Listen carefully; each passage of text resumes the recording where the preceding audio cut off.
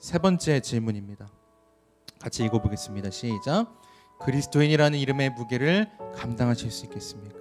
예수 그리스도의 이름을 이어받은 자들을 뭐라고 부르냐면 그리스도인 혹은 크리스천이라고 불린다는 것입니다. 근데요, 이 이름값에는 엄청난 무게가 있다는 것입니다. 오늘 본문 말씀 잠깐 살펴보도록 하겠습니다. 사도행전 11장 25절 26절입니다. 바나바가 사울을 찾으러 다소에 가서 만남에 안디옥에 데리고 와서 둘이 교회에 1년간 모여 있어 큰 무리를 가르쳤고 제자들이 안디옥에서 비로소 그리스도인이라 일컬음을 받게 되었더라. 자, 사울이 이제 회심했습니다. 하나님 만나고 눈이 멀었다가 이제 회심했는데 바나바가 사울을 귀하게 여겼어요. 그래서 바나바라는 사람이 성품이 굉장히 좋은 자여서 불 같은 성격을 갖고 있는 기독교를 박해했던 그 사도 바울을요 데리고 와서 초빙을 해서 안디옥이란 곳에서 복음을 전파합니다. 안디옥은 이스라엘도 아니고요 이방이었어요. 전혀 다른 나라예요. 그곳에서 사람들을 가르치고 복음을 전하고 또 사도들이 이제 사도행전 시기에 했던 대로 자신의 이웃을 사랑하기 위해서 자신의 물건을 통용하기도 하고 그들을 위해서 섬기고 복음을 전하고 능력을 행하고 막 하면서 공동체가 생기기 시작합니다. 그 안에서 큰 규모의 사람들이 모여서 함께 가르치고 예배하고 찬양했는데요, 놀라운 일이 벌어졌습니다. 어떤 일이 벌어졌냐면요, 안디옥에서 비로소 그리스도인이라 일컬음을 받게 되었더라. 믿으십니까? 그 전까지는요 예수님 믿는 사람들이 스스로를 나는 그리스도인입니다 라고 이야기하지 않았다는 것입니다. 나는 크리스천입니다, 나는 스스로 그리스도인입니다 라고 칭하지 않았다는 것입니다. 오직 함께 모여 주님을 예배하는 그 공동체로 모여 있었는데 너무나 그들의 행실이 선하고 좋고 너무 아름다우니까 사람들이 저 사람들을 보고 저 사람들이 믿는 사람이 누군가 가만히 봤더니 예수 그리스도더라. 그래서 그들을 예수님의 이름을 따서 예수님의 이름을 계승한 자들이라는 표현을 가지고 뭐라고 얘기했냐?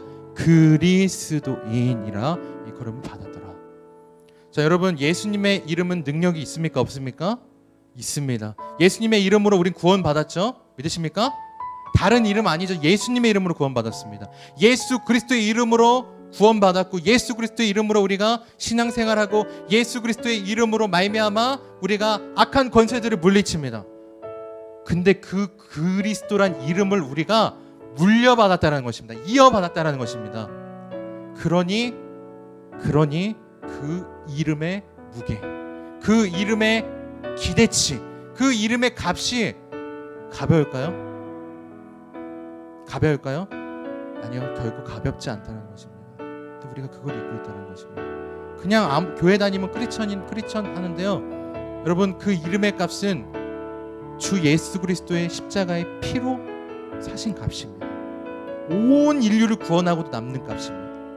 근데요, 그 이름값을 잃어버렸다는 것입니다. 온 땅의 주인이신 예수 그리스도의 이름을 갖고 있는 우리가 세상의 기대치가 너무 높아요라고 이야기할 수 있냐라는 것입니다. 당연히 높을 수밖에 없다. 그리고 그 무게는 결코 가볍지 않다.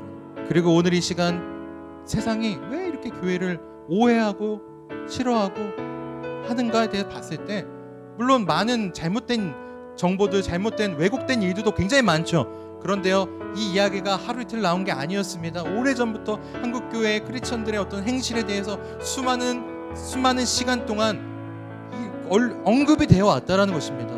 왜 그 예수 믿는 사람이 더 하는가 막 이런 이야기 들어보셨죠? 근데요, 그게 왜 그런가 봤더니 그 그리스도의 이름값에 대한 자각도 없을 뿐더러 그 이름값을 위해서 우리는 아무것도 그것을 위하여 우리가 노력하고 헌신하지 않았기 때문이라는 것입니다. 이런 결론이 나올 수밖에 없다는 것입니다. 그리고 물어보는 것이죠. 다시 한번 질문하는 것이죠. 당신은 그 예수님의 이름값을 감당해내고 그 이름값대로 살 수 있습니까? 살기 위해서 노력할 수 있습니까? 당신을 보고 예수님을 믿는 수많은 사람들이 예수님을 만날 수 있는 그 일을 감당하실 수 있습니다. 결국 지금 한국교회 앞으로 포스트 코로나 시대는 어떻게 돼야 되냐? 결국 그리스도인 모두가 한마음 한뜻으로 이러한 각성과 자각과 반성의 마음을 가지고 사회적인 책임을 같이 져야 된다는 것입니다. 너나 할 것 없이 예수 믿는 모든 사람들이 스스로의 삶을 반성하고 사회에서의 나의 모습들을 반성하고 교회 안에서는 너무 거룩해 보이지만 나가서 그러지 못할 때가 너무나도 많았던, 저도 마찬가지고 우리 모두가 그랬던 그 시간들을 반성하며 매일같이 예수 그리스도의 이름을 가진 우리들, 크리스천, 그리스도인의 이름을, 그 무게를 지고 내가 견딜 수 있을 만큼 강해지겠다, 견딜 수 있고 수많은 사람들이 보고 변화될 수 있도록 내가 책임을 져야겠다라는 온 기독교, 한국 기독교뿐만 아니고 전 세계 기독교인들의 사회적 책임이 필요한 시기가 다가왔다는 것입니다.